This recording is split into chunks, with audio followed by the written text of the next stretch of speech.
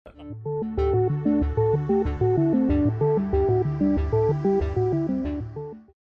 aga nüüd me oleme käinud juba nagu kassid ümber palava pudru, tead, rääkinud ketastest, aga mis oleks üks nass ilma kettata, mitte midagi. Ja räägime nüüd siis sellest nassist, mida me peateemana nagu täna tahtsime siia sisse tuua.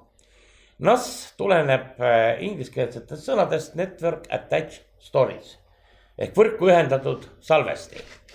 Või nagu Vallaste ütleb, hästi lühida translatsiooni annab, võrgusalvesti.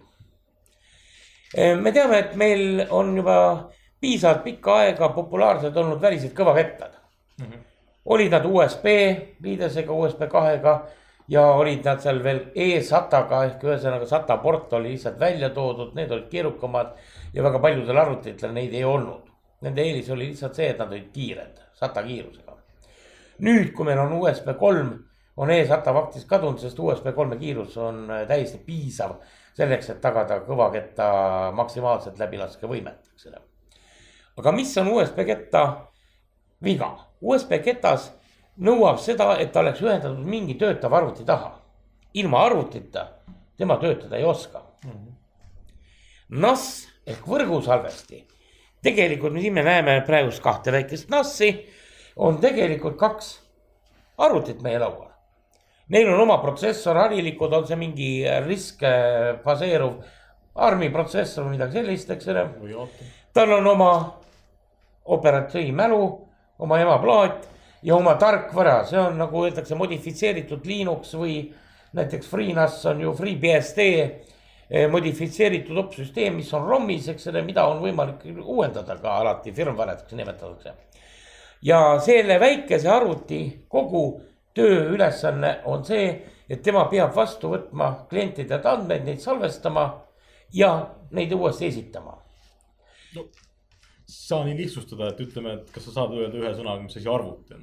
Ühe jaoks on ta, kunagi oli ta trükimasin, siis oli ta kellegile, mis ta nüüd on. Ütleme selle koha peal, meenutagem nii, mis asi on laserprinter.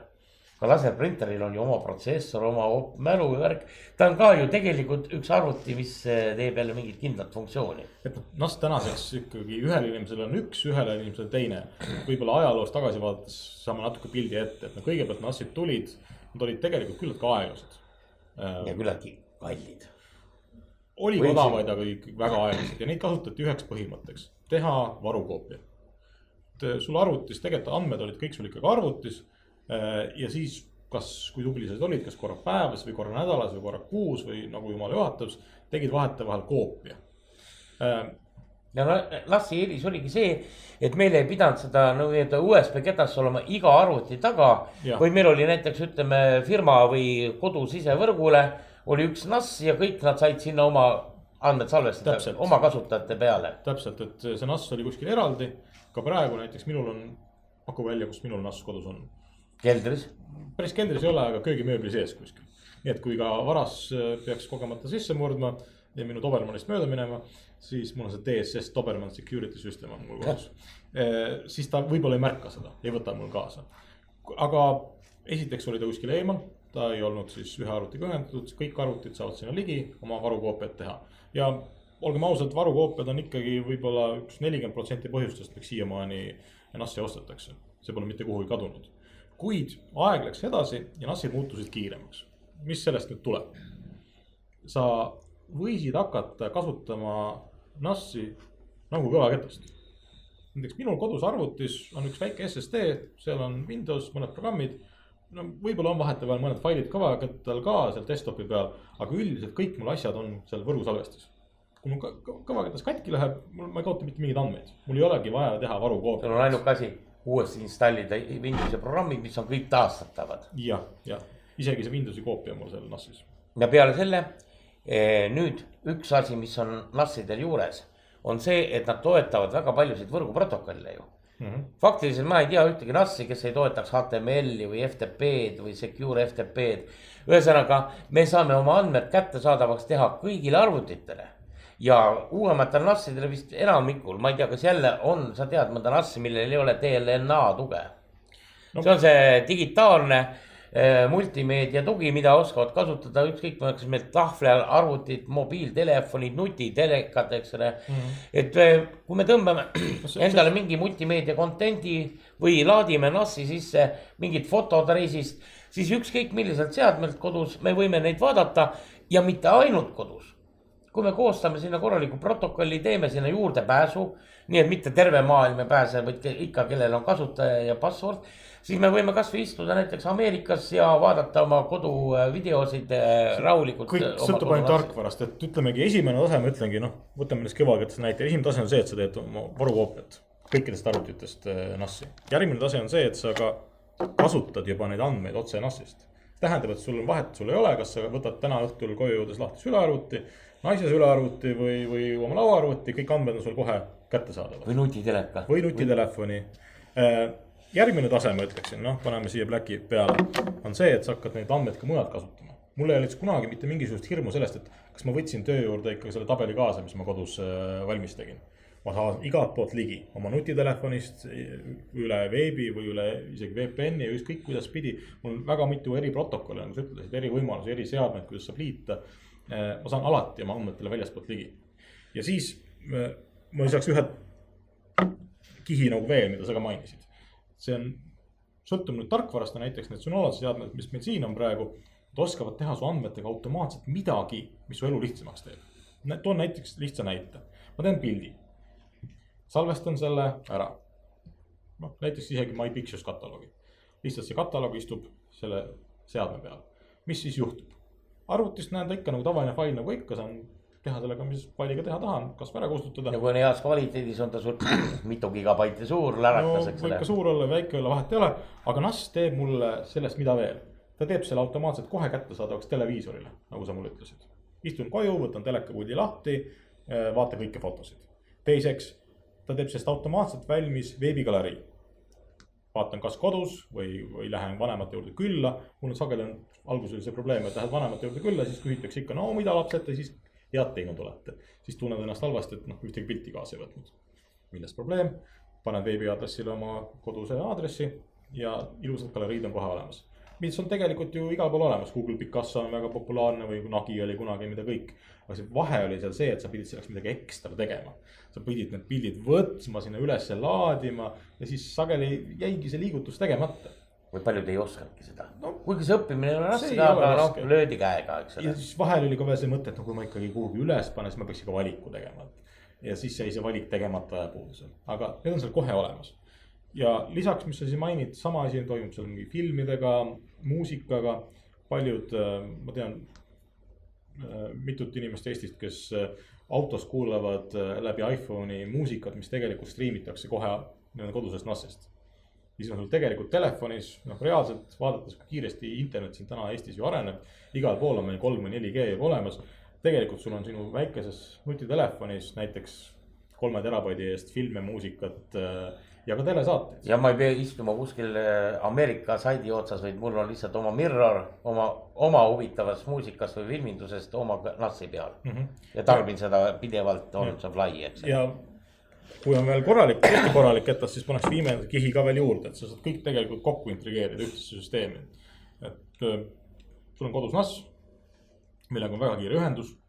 See automaatselt kirjutab su andmed kas või sünkroniseerib näiteks Dropboxiga ära. Kui sa tahad seda kasutada mõne tuttavatega.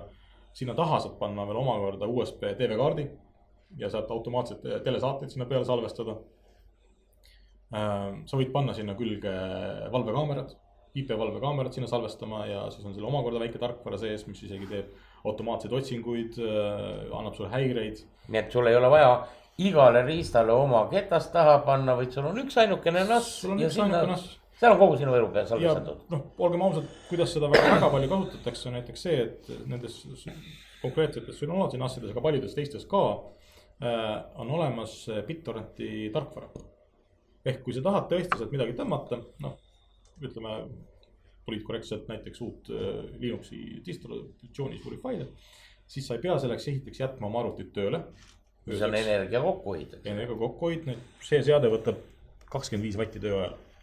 25. Jah, no jah, kui ma mõtlen selle üle, et minu masin täiskoormusel võtab 650 vatti ja nii öelda natukene töllatas, kui graafikakaart püsti ei ole, võtab ikka kuskil no 200 vatti ikka läheb sealt ära. Eks ma vaatan ka elektriarvega, mis on selle arvutite pealt juba tõusnud üle 100 euro kuus. Siis on see kokkuhoid. Kindlasti kokkuhoid ja teiseks sa ei pea installima endale masinasse mingisugust BitTorrenti kliente. Sa saad seda juhtida kaugelt. Ka näiteks niimoodi, et kui sa tahad, mul on tööarvutis Firefoxi pisike plugin, panen download lingi peal paremat hiireklõpsu, ütlen, et selle laadime hoopis mu koduserverisse. Koduserver saab käsu, hakkab seda alla laadima. See jõuab see allalaadimine kohale. See on kuidagi kasulik, sellepärast, et nagu me teame, paljudel töökohtadel on torrenti pordid ja torrenti protokollid üldse kinni keeratud. Ja pealegi tal on väga hea otsing. Tegelikult ma kirjutan sinna lihtsalt otsingusse nime, mis ma tahan. Ise otsib mulle välja üle 4-5 erineva torrenti süsteemi. Näitab ära kõik, palju on feedereid, saab lisainformatsiooni kuvada. Tegelikult üks paremad torrenti klienti, mis me üldse näinud oleme. Lisaks ta tõmbab sinna endale Linuxi põhisele failisüsteemile selle peale, kus ei käivitu ükski viirus. Tal on ka viirustõrje sees, saan veel enne isegi, kui ma seda kuskil PC's avan, ma saan isegi skännida viiruste vastu. Ja mida kõike. Ja nüüd kui vaatame, millised nasse meil siis on, ütleme, see porikene siin, no ilma kettata on ta väga kerge, tundub küll, et ta oleks suurem, on firmad Synology. See on üks nagu, kui me räägime juba kettafirmad ise, olgu need Western Digital, olgu Seagate või siis mõned muud tootjad nagu siin ütleme IOMEGA või Lassi teevad ka niisugusi väga entry level NAS-süsteeme. Igasuguse kvaliteediga tehakse, jah. Aga nüüd järgmine aste ongi siin, et selles maailmas vist on nagu ütleme see juba natukene kõrgema tasemega, see on see Soho ehk see Small Office, Home Office, eks selle tase. Ongi vist Synology, QNAP ja Asustor 3 nagu tähtsamat nime. No, valikuid on väga palju, aga tõesti, et ega see, kui suur see kast on, palju ta kaalu või mitu kõvakettat sisse läheb, see selle kvaliteeti minu silmis nagu ei määra. Kui ma siin veel oli siuke ajakirjana mäletad nagu arvutikasutaja, siis ma neid testisin. Et tead ju arvuti ajakirjana on ju põli on väga hea, sa ei pea midagi endale ära ostma. Küsid, kas ma võin testida? Testid, kirjutad, kõik on rõõmsad. Sina saad aru, et kas tahad osta või mitte tahad osta. Lõpuks on sul andmed käes, mis on kõige parem ja kõige kiirem. Aga mina testisin enne kõik kõvakettad või neid SSD kettad läbi, kui ma endale Samsungi Pro seeria ära ostsin. No nii, mina testisin aasta jooksul vist sai 12 erinevat NAS-tootjat läbi testitud. Siis oli aasta, siis oli muidugi 2005, 2006, aga igastahes ma ei leidnud mitte ühtegi, mida tahtsin ära osta. Esimese 2 põhjusel, esiteks, kas nad olid hüperkallid või nad olid liiga aeglased. Ja siis oli aegari juba, kus õnnetu Kalev meediaga pankrotti läinud, kui mulle toodi Synology. Ja mille pärast mulle siis kohe meeldima hakkas, oli esiteks see, et oli kiire. Tõesti selle aja kõvaketastega samas suurusjärgus kiirus. Et ma sain seda andmeid lugeda kiirusega 40 megabaiti sekundis, ikkagi seal kuskil megabittides ikka juba oma jagu, sul oli gigabitist võrku vaja ja teiseks ta oli väga palju tarkvara kaasas.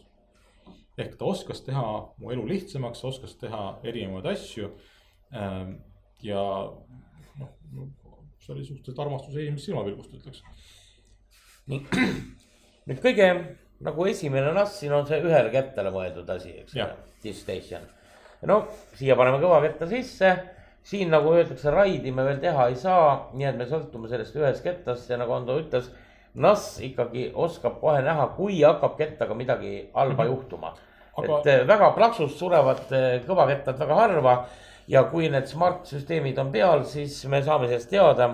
Ja need siin ma näen, et tal on veel taga veel eSATA port, kui me tahame panna 2 USB 3.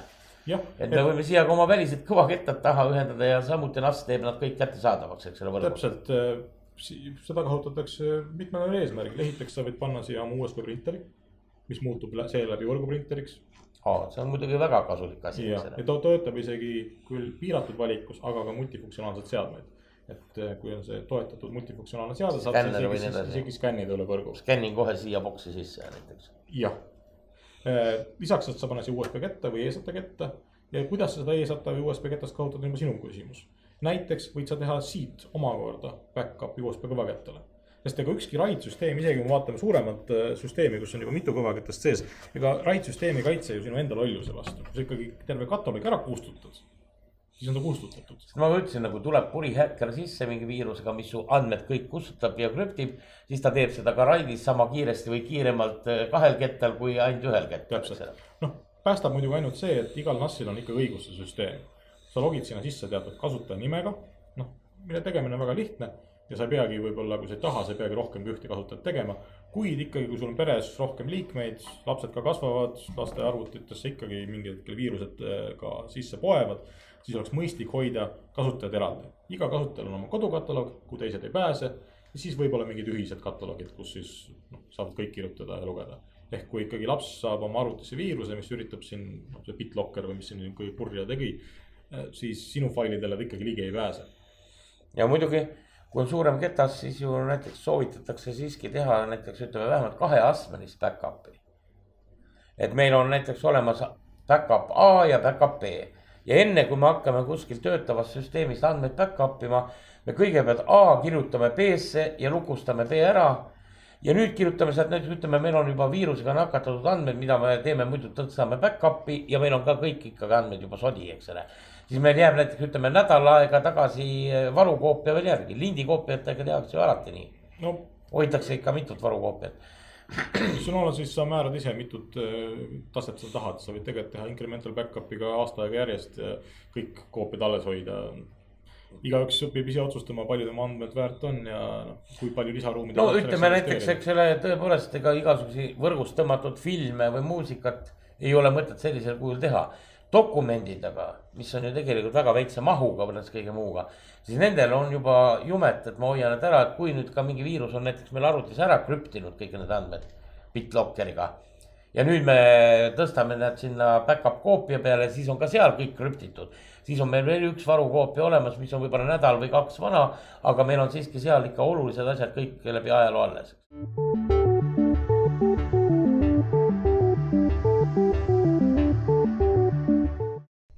Nii, ja nüüd me oleme sellest pisikesest rääkinud, nüüd siin kõrval seisab üks jämedam vennikene, palju sinna kettaid läheb? Sinna läheb kuni 4, aga sa ei pea kohe kõigepealt 4 ostma. Sa võid osta kõigepealt teha esimese investeeringu, osta selle seadme, panna kas vaid 1 kõvaketta sisse. Hiljem paned teise ketta juurde, ehitad juba RAID 1, mis siis kopeerib andmeid ja andmeid sa vahepeal kaota, peegeldab. Või siis paned juba 3 või 4 kettast sisse, saad teha siis vastavalt kas RAID 5 või RAID 6. Isegi kui tahad, et kas sul on 1 ketas varus või 2 ketast varus. Kuid... Kas need väiksed purgid oskavad juba RAID 6 ka teha? Jaa, oskavad küll. Ja tegelikult isegi näiteks see mudel, ta on küll 1 kettaga mudel, aga tegelikult siit pordi kaudu võid sa panna ta laienduskasti külge. Et kõigepealt ostad 1 kettaga mudeli ja hiljem ostad laienduskasti juurde, kas siis 2 kettaga laienduskasti või 5 kettaga laienduskasti. Ja üle kõigi nende kastide saad sa siis oma raide luua ja teha. Jah, saad ühte raide luua. Et Synologyl näiteks on erinevaid mudeleid, vist 27 praegu. Kõige suurem mudel, mille laienduskasti saab panna nii palju ja kokku läheb sinna 106 ketast. Kui me korrutame selle nüüd 4 teraga läbi, siis seda ikka on, eks selle? Seda on, see on 428 terabaiti. Ja see on juba peaaegu pool petabaiti ehk juba ikka suure andmeserveri jagu, aga see maksab ka arvates nii palju, et see... Lihtsalt mõte on selles, et mis iganes andmemaht sul on, sobilik mudel on nagu olemas, et sa ei pea nagu üle investeerima. Sest ega ikkagi NAS-seade kindlasti on väike lisainvesteering, kuid kui me mõtleme ikkagi kõikide ehiteks mugavuse peale, mis ta teeb sulle, on su andmed kogu aeg kätte saadavad, südamerahu, et nad kuhugi ära ei kao. Ja lisafunktsioonid on tal siis filmide alla laadimine või siis otse telekasse näitamine või siis ka täiendav viirustõrje veel peal, peaks selle siiski aga nüüd, kui ma vaatan näiteks kas või sinu firma Scale Wireless, eks selle lehe peale, siis näiteks kas või 2 kettaga mudeleid, neid DS-e on terve suur posu. Et nüüd on, kui inimene valib, mida ta seal valib, nagu ma aru saan ja olen uurinud, on väga palju ka vahet selles, kui kiire on tema protsessor, kui palju on tal operatiivmälu ja kõike. Sest nagu sa ütlesid, omal ajal, eks selle 40 megabaiti sekundis, oli hea kiirus. Kui meil on gigabittine võrk, ega meil kiiremat harilikult tavalisel inimesel kodus ei ole kuskilt võtta, siis see tähendab 125 megabaiti sekundis. Bitt on 8 või bait on 8 bitti. ja seega üle selle nagu ei ole meil mõtet pungetsadagi, kui läheb veel osa infot peale, noh hea, kui me 100 saame kätte, siis on see maksimum, mida gigabitte kanda suudab, eks ole. Ega kodus olgem ausad, kui suuri faile sul ikkagi on, et ma arvan, et juba seal 60-70 megabaiti sekundis, siis sa ei tunne tegelikult erilist kiiruse vahet või üldse kiiruse vahet, kui sa arvutist faili avad.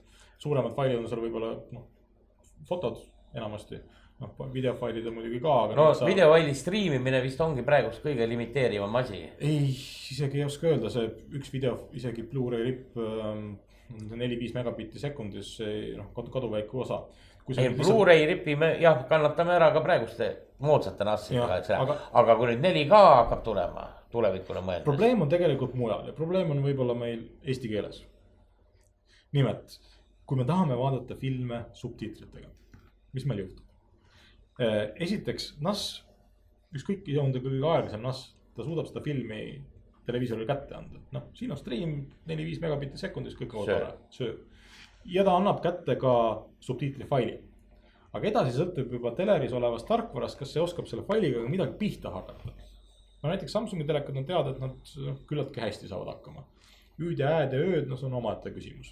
Aga siin võib-olla mõned teised televiisorid, siin mõni aasta tagasi näiteks kindlasti oli Sony üks kõige hullemat ses suhtes, ei teinud sellega mitte midagi. Nüüd, kui meil on vähe kiirem NAS, meil tekib üks lisavalik. Üks valik on muidugi see, et me ostame olema teleka, aga teine valik on see, et enne kui see videopilt sealt NAS-ist lahkub.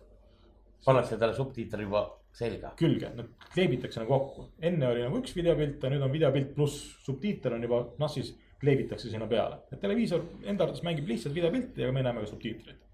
Aga see protsess, seda nimetatakse ka transkõudimiseks ja selle teine kasutusala on ka see, et kui telekas televiisoril ei ole selle koodeki tuge, et oskaks seda lahti pakkida, seda filmi. Üsna levinud asi on MKV, eks ole, ja paljud vanemad telekad ei oska sellega midagi pihta hakata, eks ole. Aga see nüüd nõuabki seda, et selles NAS-is oleks ka natuke kiirem protsessor sees, sest ütleme aeglaselt see väike aeglane. Ühe tuumane ja vähe mälu ei saa sellega hakkama, nagu ei saa hakkama ka aeglane arvuti MKV-ga. Või saab hakkama, ütleme, teatud resolutsioonini, aga edasi ei saa. Et see on nagu kodus tavaline põhiline selline argument, milleks peaks ostma natuke kiiremat NAS. Sest ütleme, see failide kopeerimise kiirus, siin ma ei näe tegelikult väga suurt probleemi. Kõige aeglasem ka. Kas mul läheb 5 minutit või 7 minutit kogu kupatuse ära saatmine? Küsimus on pigem see, et kas sul läheb faili avamiseks 5 sekundit või 7 sekundit. Ei, ma räägin terve kupatuse ära back-up imiseks, mitte sajad gigad, eks ole. See pole nagu väga probleem. Ja teine asi, mis siis valiku küsimus ongi tõesti, et mitu kõvaketast sinna sisse tahad. Sest 4-terased kettad on ikkagi, kui me võrdleme siin 1 gigabaidi hinda, on natukene kallid. Et ütleme 3-terase kettal saad sa 1 gigabaidi soodsamat kätte kui 4-sel. Ma ei tea, ma viimati vaatasin, kui ma võrdlesin just Red NAS-ide hindasid, siis varem oli jah, see kõige suurem ketas, mis turul on, see oli ikka hüppeliselt kallim kui teised gigabaidi kohta. Aga praegu ma vaatasin, et 4 tera ja 3 tera enam vahet ei ole, see on nii mikro, et... Kerge vahe ikka veel jah on, aga... Ainult see läheb maha, et olgem ausad, millal varsti on meil 5-6 terased kettad kohal. Varsti? Jah. 6 terased on juba? Müügis meil veel ei ole. Hitachil on ju olemas need heliumiga suured SAS-kettad, mis maksavad, ei taha teha. Ütleme, meie poodides siin veel laiemüügis veel ei ole. Jah, seda küll, aga jah, juba 6 tera on olemas tegelikult. Aasta pärast kindlasti. Aga nüüd seega praegust me jõudsime küllaltki huvitavatele nõuannetele lähedale. Et kui hakata NAS-i ostma, siis NAS ei ole odav.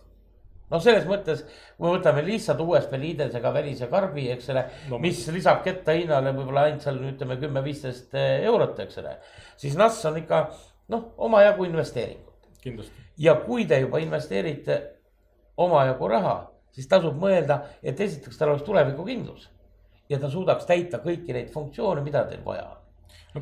Sõltub täpselt sellest, paljudel seda digitaalset elu nagu on. Mida rohkem seda on, näiteks pisikkenegi küsimus, et kui kiire internet teil on. Kui teil on juba piisavalt kiire internet kodus, siis on seal seadmel kohe palju rohkem funktsioone. Näiteks tahad kellelegi jagada mingit faili. Mis sa teed? Paned meili. Väga sagedane. Inimesed saavad ise endale meili. Aga NAS-i puhul sa lähed sinna veebiliidesesse, teed hiirega faili peal parema hiireklapsu ja kopeerid selle lingi ära ja paned inimesele lingi meili. Siis on meili saatmine sulle kiire ja mugav, tema laeb selle faili alla täpselt siis, kui tema tahab. kui sul väga kiire internet jälle ei ole või on väga aegne internet ja failid suured, siis võib-olla pole vaja sinna veel investeerida, aga loomulikult NAS on selle mõttes juba investeering, et esiteks tõenäoliselt ostad sinna 2 kõvaketast, aga saad 1 kõvaketta mahu. See on juba see topelt investeering ja seada ise ka midagi maksab, aga samas hinnad ikkagi kõige odavam 2-ketteline mudel peaks siin poodides olema kuskil 125-130 euroga saadaval. Sinna lisame vist 60-70 eurot esimeseks kõvaketteks juurde, saame juba terase andmemahu. Sellega võib rahul olla. Ja muidugi, mis on veel, nagu sa ütlesid just, et paneme NAS-i, jagame kellegile. Et me siin mööda minnes mainisime siin igasuguseid pikassasid ja muid teenuseid. Aga NAS on hea lahendus, ütleme, heas mõttes paranoilisele inimesele, kes ei taha, et kõik tema pildid ja tema digitaalne elu oleksid jagatud kuskile Google'ile või tont teab kellele, kes neid andmeid kasutab ja kuhu nad lekivad, me ei tea kunagi.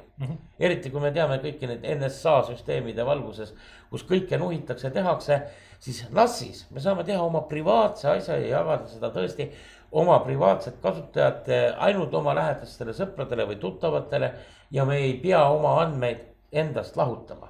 Kontroll on ikkagi sinu käes. Kui tekibki mingisugune hirm või mure, siis saad kas või lihtsalt juhtme sinast ära tõmmata. Ja kui sa tahad ikkagi, et andmed oleks sinuga, mitte kuskil USA jurisdiktsioonis, siis sa võtad selle kasti kaanasse, kolid teisse kohta sinu käes. Seda kindlasti. Privaatsus on, ma arvan, läheb siin lähiajal veel hakkab minema hinda, jah.